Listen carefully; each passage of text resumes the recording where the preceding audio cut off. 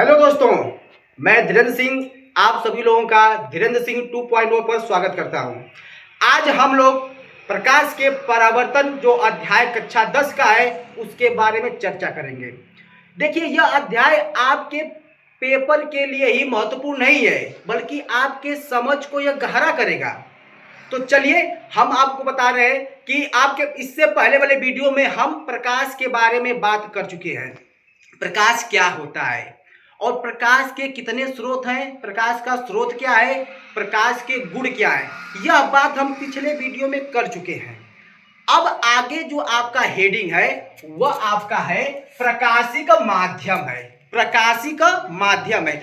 आप लोग भी हमारे साथ साथ बोलेंगे तो आपके लिए बहुत ही अच्छा रहेगा।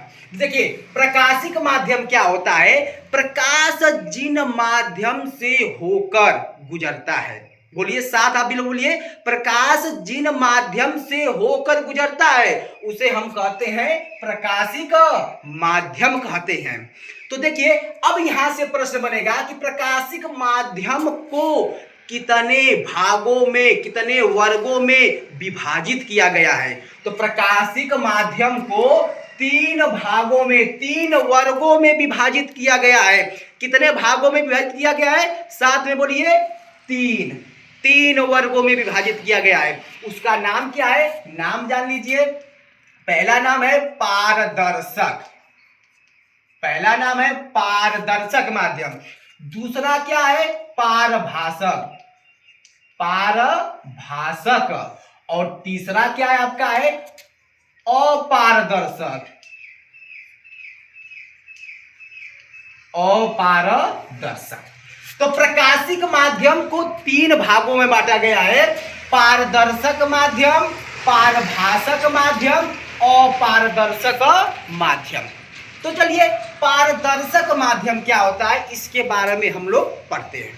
पारदर्शक माध्यम क्या होता है कि वे माध्यम जिनसे प्रकाश का अधिकांश से अधिकांश भाग गुजर जाता हो, या वे माध्यम जिससे प्रकाश अधिकांश मात्रा में आर पार निकल जाता हो, उसे हम कहते हैं पारदर्शक माध्यम। देखिए, अधिकांश का मतलब यह है कि पूरा नहीं निकलता है। मान लीजिए कोई कांच है यहाँ पर, तो जब इस पर हम प्रकाश को आपतित करेंगे तो यह इसके आर पार तो जाएगा, अधिकांश से अधिकांश भाग तो जाएगा, लेकिन पूरा भाग नहीं जाता है। जैसे मान लीजिए हम इतना ही मान लेते हैं, यह कांच क्या करता है कि प्रकाश का कुछ भागों को अवशोषित कर लेता है, जिससे कुछ भाग इसके अंदर अवशोषित जाते हैं। तो अधिकांश से अधिकांश भाग तो पार होगा, लेकिन पूरा भाग पार नहीं होता है। तो पारदर्शक माध्यम का जो परिभाषा है वह क्या बनेगा कि जिन माध्यमों से प्रकाश का अधिकांश भाग आर पार निकल जाता है उसे हम कहते हैं पारदर्शक माध्यम कहते हैं। जैसे में आपका क्या हो जाएगा, या इसका उदाहरण क्या हो जाएगा, कांच। उदाहरण क्या हो जाएगा, कांच। साफ जल, साफ जल, यह इसका उदाहरण हो जाएगा। बात समझ में आया। पारदर्शक माध्यम क्या होता है। चलिए, पारभासक माध्यम क्या होता है कि वे माध्यम जिनसे प्रकाश का आंशिक भाग ही गुजर पाता है। आंशिक का मतलब थोड़ा भाग ही गुजर पाता है। जैसे तेलीय कागज, तेली कागज से क्या होता है, प्रकाश का पूरा भाग नहीं, कुछ थोड़ा मोड़ा भाग क्या होता है उसके पार निकल पाता है। तो वैसे माध्यम को हम क्या कहते हैं, पारभासक माध्यम।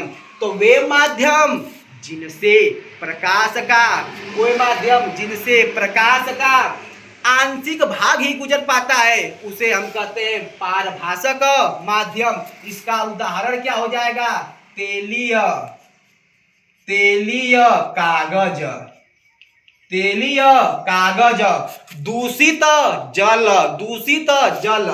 और देखिए, अब तीसरा इसका भाग क्या है, अपारदर्शक माध्यम, अपारदर्शक माध्यम। तो देखिए, अपारदर्शक माध्यम इसी का क्या होता है, उल्टा होता है कि ऐसे माध्यम जिनसे प्रकाश का कोई भी भाग गुजर नहीं पाता है। जैसे ईंट को ले लीजिए, ईंट ले लीजिए, ईंट पर आप प्रकाश को आपतित करेंगे तो ईंट से प्रकाश का कोई भी भाग बाहर नहीं निकल पाता है, तो ऐसे माध्यम को कहते हैं अपारदर्शक माध्यम। तो इसका जो उदाहरण होगा वो क्या हो जाएगा, ईंट, लकड़ी। तो यह आपका इसका उदाहरण हो जाएगा। तो हम आशा करते हैं कि आपको प्रकाशिक माध्यम क्या होता है, कितने प्रकार के होते हैं, उनके नाम प्लस इनके परिभाषा आपको अच्छे तरीके से याद हुआ होगा।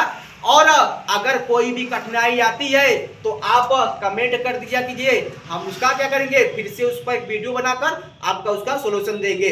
तो आप अगर चैनल पर नए हैं तो इस चैनल को सब्सक्राइब कर लीजिए। मिलते हैं अगले वीडियो के लिए, तब तक के लिए नमस्कार।